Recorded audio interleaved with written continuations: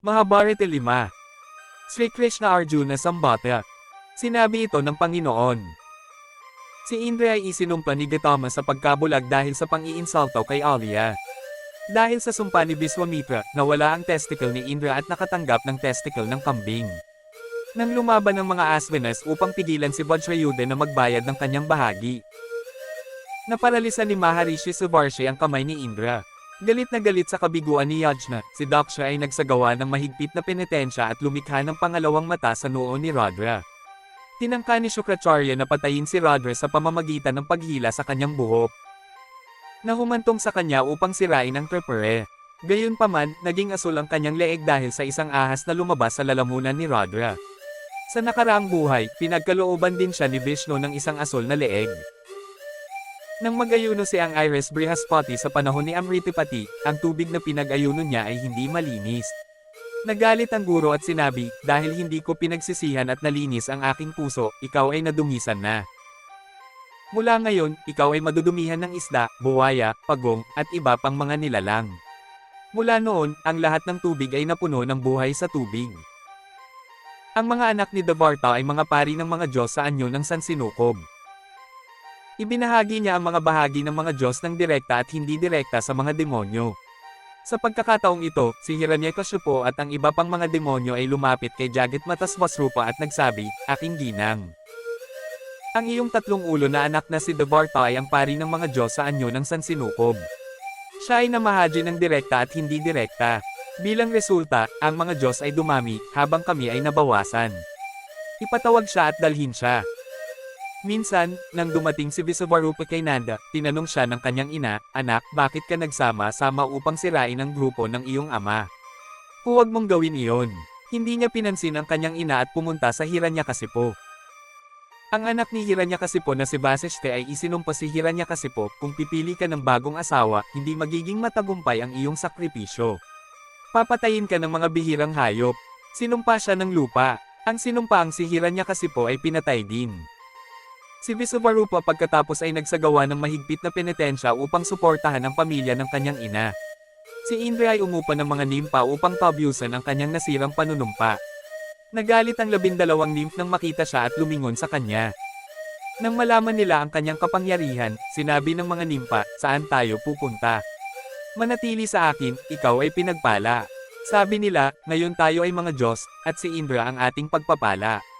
Kailangan natin siya." Pagkatapos ay nanalangin sila sa Sansinukob, ngayon ay mawawala ang Diyos ng buwan. Sa tulong ng mga mantrang ito, nabuo si Trishiro. Sa bawat pag-iral, ang karma ay umiinom ng mga handog na soma sa apoy, kumakain ng kanin sa isang bibig, at ang Diyosa ng kagandahan sa kabila. Natuwa si Indra kay Soma. Nabalisa rin siya sa kasaganaan ng mga Diyos. Ang mga Diyos at Indra ay pumunta kay Brahma. Ang Sansinukob na ito ay umiinom ng soma sa lahat ng mga sakripisyo. Wala kaming bahagi. Ang mga demonyo ay umunlad, at kami ay namamatay. Kaya't mangyaring sabihin sa amin kung paano kami uunlad mula ngayon. Sumagot si Brahma, "Si Sage Bhaktadiji ay nagsasanay ng penitensya. Iwanan mo ang iyong katawan at hayaang kumikidlat ang iyong mga buto." Sri Krishna Arjuna Samahara. Pagkatapos ay dumating siya sa lugar kung saan nagsasanay si Maharishi Dadhiji. Lumapit sa kanya si Indra at ang iba pang mga Diyos at magalang na nagtanong, "Kamahalan, mabuti ba ang iyong penitensya? Delikado ba?" Nang marinig ito ni Dadhiji, sinabi niya, "Nakarating ka ng maayos. Sabihin mo sa akin kung ano ang dapat kong gawin. Gagawin ko ang gusto mo." Pagkatapos ay sinabi niya, "Para sa kapakanan ng mundo, dapat kong iwanan ang aking katawan." Ang dakilang yogi na ito ang mga naghirap sa parehong kasiyahan at sakit na walang panloob na kapayapaan ay iniwan ng kanilang mga katawan sa pamamagitan ng pagsasama ng kanilang mga kaluluwa sa samadhi. Matapos umalis ang kanilang mga kaluluwa sa kanilang mga katawan, tinipon ni Brahma ang mga buto at lumikha ng isang thunderbolt. Dinala niya ang hindi malalampasan, hindi nakikitang kulog kay Vishnu. Pinatay ni Indra si Visvarupa sa pamamagitan ng pagpugot sa kanya. Pagkatapos ay kinuha ni Indra ang katawan ni Visvarupa at pinatay si Vridashara, ang kaaway ni Brahma. Si Indra, na natatakot sa nalalapit na kamatayan ni Brahma, ay umalis sa banal na kaharian sa pamamagitan ng 2 landas. Pinasok niya ang ugat ng lotus, na tumigas sa kanyang isipan. Sa kanyang banal na aura, pinasok niya ang kakanyahan ng ugat ng lotus. Sa takot sa nalalapit na kamatayan ni Brahma, si Indra, ang Panginoon ng tatlong mundo, ay nawala at naging Panginoon ng mundo. Nagsanib ang mga Diyos at Diyosa sa isa. Ang mga dakilang himno ay naging isa, at ang kamalayan ay tumigil. Sa kanyang pagkamatay, bumangon ang mga demonyo, at naglaho ang Vedas. Kahit sino maliban kay Indra ay madaling mahulog sa mahinang kaharian. Pagkatapos ay pinahiran ng mga Diyos si Nahusa, ang anak ni Ayush, bilang hari ng mga Diyos. Naghari si Nahusa sa langit, nagsindi ng 500 lampara sa Narayana, at pinatay silang lahat. Ang lahat ay bumalik sa normal, malusog, at masaya. Sinabi ni Nahusa, ang kaligayahan na natatanggap ni Indra ay akin. Pero hindi ko pa nahahanap si Sasi Devi, naisip niya habang papalapit sa kanya. Naku, mapalad, ako ay magiging Indra ng mga Diyos. Paglingkuran mo ako. Pagkatapos ay sinabi ni Sachi, ikaw ay isang debotong tao na ipinanganak sa dinastiyang Soma, kaya't huwag mong apihin ang iyong asawa. Pagkatapos ay sinabi ni Nahusa, ngayong nasa harapan na ako ni Indra, lahat ng dakila sa kaharian ni Indra ay akin na. Walang mali sa iyo. Hindi ba dapat pagsilbihan mo si Indra? Sinabi niya, ang isa sa aking mga panata ay hindi natupad. Pupunta ako sa iyo sa loob ng ilang araw. Pagkatapos ay sinabi niya, Nahusa, at umalis. Nang maglaon, ninais ng nagdadalamhating si Sachi na makita ang kanyang asawa. Sa takot kay Nahush, pumunta siya kay Jupiter. Nang makita ang kanyang malalim na kalungkutan at ang kanyang paglulubog sa pagninilay at mga gawain ng kanyang asawa, sinabi niya, sa pamamagitan ng panatang ito. Sambahin ang banal na Upasriti sa pamamagitan ng mga austerities, at bibigyan kanya ng isang pangitain tungkol sa Indra. 4. Dialogo sa pagitan ni Krishna at Arjuna. Masigasig na inimbitahan ng banal na Upasriti si Saji. Lumapit si Upasriti kay Saji at tinanong, pumunta ako dito sa tawag mo. Ano ang dapat kong gawin? Iniyuko ni Saji ang kanyang ulo at nanalangin, O, inay, ipakita mo sa akin ang aking asawa. Siya ba ang tunay o ang peke? Nang makita ni Indra ang kanyang asawa na nakahandusay sa libingan, naisip niya, nako, kasawian na naman. Hindi ko siya mahanap, pumunta siya sa akin dito. Tinanong niya, bakit ka pumunta dito? Sumagot siya, tinatawag akong asawa ni Nahush. Bigyan mo ako ng oras. Pagkatapos ay pinuntahan ni Indra si Indra at sinabi, isama mo ako sa sinaunang sasakyang ginamit ng mga pantas. Marami na akong nalakbay na malalaking sasakyan. Pagkasabi nito, bumalik si Indra kay Padma. Pagkatapos ay lumapit si Indra sa kanya at sinabing, tapos na ang panahong sinabi mo. Matapos sabihin ni Indra ang kanyang sariling kwento, naglakbay siya sa Saji sakay ng isang karwahe na lulan ang mga pantas. Pagkatapos, si Asa, ang asawa ni Maitra, Baryuni, at Kambayani, ay hinawakan ang mga paa ni Indra at sinabi, O tamad at makasalan ng alipin, humiga ka sa lupa at matulog sa abot ng nakikita ng mata. Pagkatapos ay umalis si Indra sa kanyang paglalakbay. Pagkatapos, humiwalay muli ang tatlong lalaki kay Indra. Hiniling ng mga Diyos at pantas kay Vishnu na pumunta kay Indra at manalangin, O Indra, tulungan mo si Indra na pumatay kay Brahma. Sumagot si Indra, isagawa ang sakripisyo ng Ashvamedha. Ibabalik nito si Indra sa kanyang dating kalagayan. Ang mga hindi pa nakakakita kay Indra ay nagsabi, O mapalad na Indra. Imbitahan mo si Indra. Nang bumalik si Saji sa parehong lawa, bumangon si Indra mula roon at lumapit sa guro. Ginawa ng guro ang engranding seremonya ng Ashvamedha. Sa seremonyang ito, lumikha siya ng isang kabayo na kapareho ng kulay ni Krishna, sumakay dito, at inanyayahan si Indra, ang pinuno ng mga Diyos, na sumama sa kanya. Sinunod naman ni Indra. Pagkatapos, ang hari ng mga Diyos, na pinuri ng mga Diyos at pantas, ay umakyat sa langit at nakakuha ng magandang katawan. Ang krimen ng pagpatay sa Brahman ay nahahati sa mga kababaihan, apoy, Diyos ng kagubatan, at toro. Sa ilalim ng maluwalhating impluwensya ni Brahma, pinatay ni Indra ang kanyang mga kaaway at bumalik sa kanyang tinubuang bayan. Ang mga Diyos at pantas ay nanalangin kay Agastya, naghahanap ng pagpapalaya mula sa sumpa ni Naksha. Sumagot si Agastya, kung masasagot ni Yudhishthira, na ipinanganak sa banal at marangal na angkan ng Naksha, ang kanilang mga tanong, magiging malaya sina Bhima at Naksha. 5. Sri Krishna Arjuna Sambata. Sinabi ng Buddha na minsang dumating ang pantas na si Bharadwaja sa pampang ng Ganges upang humingi ng biyaya. Doon, lumitaw si Vishnu, na sinusukat ang ibabaw ng lupa sa 3 hakbang. Gumawa ng marka si Bharadwaja sa kanyang dibdib sa pamamagitan ng paglubog ng kanyang kamay sa tubig. Si Agni, na nakamit ang kaliwanagan sa pamamagitan ng sumpa ng sambong na si Baiko, ay nag-alay ng pagkain sa mga Diyos, sa paniniwalang kung sila ay kakain, magagawa nilang talunin ang mga demonyo. Sa pagtatapos ng pag-aayuno, dumating doon ang Buddha at humingi ng limos. Kung ang araw ay hindi nag-aalok ng pagkain, ang mga Diyos ang unang kakain, hindi ang iba. Nang sabihin niyang walang handog, nagalit ang Brahman, at nagsimulang sumakit ang pagkain ng araw. Si Vishnu, na ang pangalan ay Ananda, ay mamamatay sa sinapupunan ng araw sa kanyang susunod na buhay. He cursed her. Nawasak ang itlog sa sinapupunan ng ina ng araw dahil ipinanganak si Vivaswant mula sa patay na itlog. Kaya't siya ay naging isang sakripisyong Diyos. Si Martandaksha-Prajapati ay may 60 anak na babae. 13 sa mga ito ay inialay kay Kasyapa, 10 kay Dharma, 10 kay Mano, at 27 kay Chandra. Ang lahat ng mga anak na babae ay pantay, pinangalan ng Tera. Sa kanila, nahulog ang loob ni Chandra kay Rahini. Ang ibang mga asawa, na inggit, ay pumunta sa kanyang ama at sinabing, "O Diyos ko! Bagamat magkapantay tayo sa lakas, mas mahal ni Chandra si Rahini." Sinumpa niya si Chandra na may tuberculosis. Sa sumpang ito, nagkasakit si Chandra at pumunta kay Daksha, tumugon, dahil hindi ka pantay. Dahil nasa ganitong posisyon ng buwan, binigyan siya ng pangalang Prabhas. Sa ilalim ng sumpang ito, unti-unti siyang nagdilim hanggang sa lumubog ang buwan. Mula sa may ilaw na bahagi, unti-unti siyang lumawak hanggang sa kabilugan ng buwan.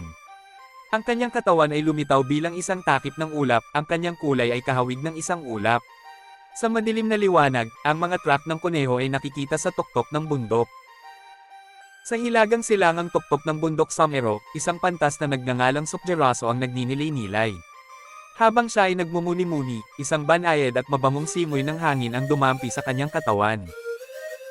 Palibhas ay pagod at inis sa init ng kanyang penitensya, naramdaman ng pantas ang simoy ng hangin at nakaramdam ng matinding kagalakan sa kanyang puso. Dahil sa kasiyahan ng hangin, isinumpa niya ang mga puno doon, at sinabing, "Hinding-hindi ka mamumulaklak." Ang pantas ay nagalit sa mundo ng Narayana. Habang nagninilay-nilay sa bundok Samero, hindi tumatawag ang karagatan. Hindi makatiis, ang init ng kanyang katawan ay nagpatigil sa dagat. Ang maalat na tubig ay parang pawis. Agad na sinabi ng pantas, "O karagatan, ang iyong tubig ay hindi maiinom, ngunit ang mga humahamak dito ay umiinom, at ito ay matamis." Kaya hanggang ngayon, patuloy na umiinom sa karagatan ang mga humahamak dito. Hinanggad ni Rodre si Reyna Kenai, ang anak ni Reyna Himavat Parva. Nilapitan ng pantas na si Brigo si Reyna Himavat at tinanong kung ibinigay niya ito sa kanya. Sinabi ni Himavati, "Alam ko na si Rodra ang iyong kasintahang lalaki." Sinabi ni Vaikunta, "Mula nang ikasal ako kay Kenai, tinanggihan mo na ako. Sa makatuwid, hindi ka natatanggap ng anumang mga hiyas." Ang mga salita ng pantas ay totoo pa rin hanggang ngayon. Ang karangalang ito ay para lamang sa mga Brahman. Sa katulad na paraan, tinatamasa ng maharlikang pamilya ang walang hanggan at hindi nasisira na mundo sa pamamagitan ng biyaya ng Brahman, Brahma, sa anyo ni Agni at Soma. Ang mundo ay nakasalalay sa kanila. Ito ang estado ng, ang araw at buwan, Agni at Soma, ang aking mga mata, at ang kanilang mga sinag ay ang aking buhok. Magkahiwalay na sumisikat ang araw at buwan upang magbigay ng init at ginhawa sa mundo. 6. Dialogo sa pagitan ni Krishna at Arjuna. Sinabi ng Buddha, 3 lang ba ang elemento sa katawan? Ang mga ito ay tinatawag na karma, pite, sisa, at veyo.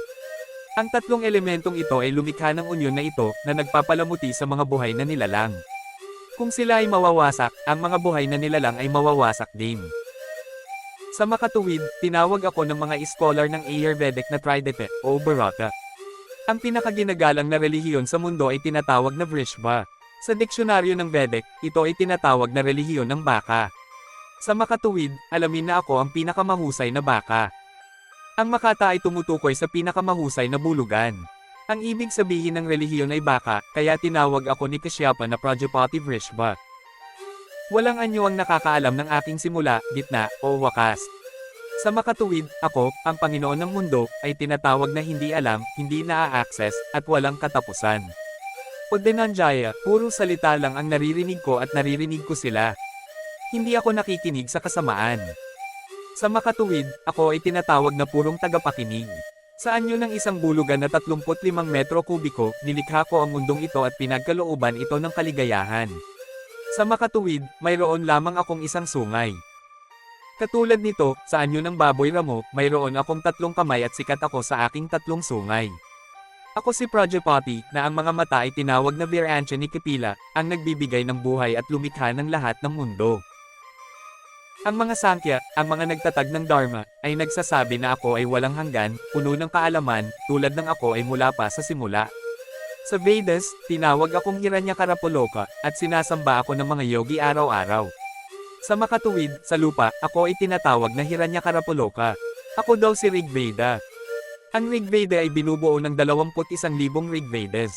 Ang Samaveda, kasama ang libo-libong sanga nito, ay naglalarawan sa Vedas. Sa kagubatan, ang aking maya ay nagpapahayag, ang aking mga alagad ay kakaunti. Pinupuri ko rin ang Yajurveda, kasama ang daan-daang sangay nito. Ang mga Brahman na nag-aaral ng Atharva Veda ay tinatawag akong 5 Vedas ng pag-iisip, na binubuo ng karma, ang organisasyon ng Vedas, ang pag-awit ng mga sanga, at ang pagkakatugman ng mga salita. Lahat ng ito ay aking nilikha. Papartha, hindi ba pinagpala at ipinakita ang Hayagriva sa hilagang direksyon, ang organisasyon ng katawan at ang organisasyon ng mga titik? Alam ko ito, ang dakilang Panchala, tulad ng ipinahayag kay Bamdev, ay sumamba sa akin at nakamit ang organisasyon ng Vedas sa pamamagitan ng aking walang hanggang sakripisyo. Noong panahong iyon, isinilang siya sa angkan ng Papabaya. Nakatanggap siya ng walang katapusang pagpapala at yoga mula kay Vishnu. Nilikha niya ang katawan at Vedana bilang Vinaya, at isang dalubhasa sa paghahati ng katawan. Si Brahmadatta, ipinanganak sa angkan ni Pandrika, ay nagsagawa ng penitensya, dumaranas ng paulit-ulit na pagdurusa sa pagsilang at kamatayan sa loob ng 7 buhay. At natamo ko ang mga kayamanan ng yoga sa pamamagitan ng pag-iisa. Noong nakaraan, sa pamamagitan ng pagbabago ng katwiran, sa pamamagitan ng panalangin ng dakilang guro, ako ay naging anak ni Dharma. Dahil dito, tinawag akong isang Dharma na tao. Pagkatapos, sumakay si Narayana sa karwahe ng Dharma at nagsagawa ng walang katapusang penitensya sa bundok Gandhamada. Sa oras na iyon, ang pagsasanay ng yajna ay nagaganap. O Bharata, hindi ibinahagi ng pagsasanay ang bahagi nito kay Rudra. Nang marinig ni Rudra ang mga salita ni Tati, sinira niya ang yajna. Sa galit, ibinaba niya ang kanyang nagninangas na trident. Matapos sunugin ang dakilang yajna ng pagsasanay, ang sibat ay nakarating sa ermita ng Patrika at bumagsak sa ulo ni Narayana. Papartha, ang aking buhok, na tinatawag na Narayana, ay naging kumikinang sa kulay ng bukang liwayway. Akala ko ito ay ang ningning ng bukang liwayway. Ang sibat na hawak ng kulog ng Mahanarayana ay nahulog sa mga kamay ni Shankara. Pagkatapos ay lumapit si Lord Rudra sa 2 pantas na nagninilay-nilay. Hinawakan sila ni Mahanarayana sa mga leeg, at sa gayon ay nakilala si Lord Rudra bilang Siddhikanta. Pagkatapos ay lumikha si Nara ng ulo ng toro para sirain si Lord Rudra, at nag-transform siya bilang isang higanti. Nang ihagis ito ni Lord Rudra, pinagpira-piraso ito ni Lord Rudra. Matapos masira ang mga tauhan, binigyan ako ng pangalang Kandaprakya.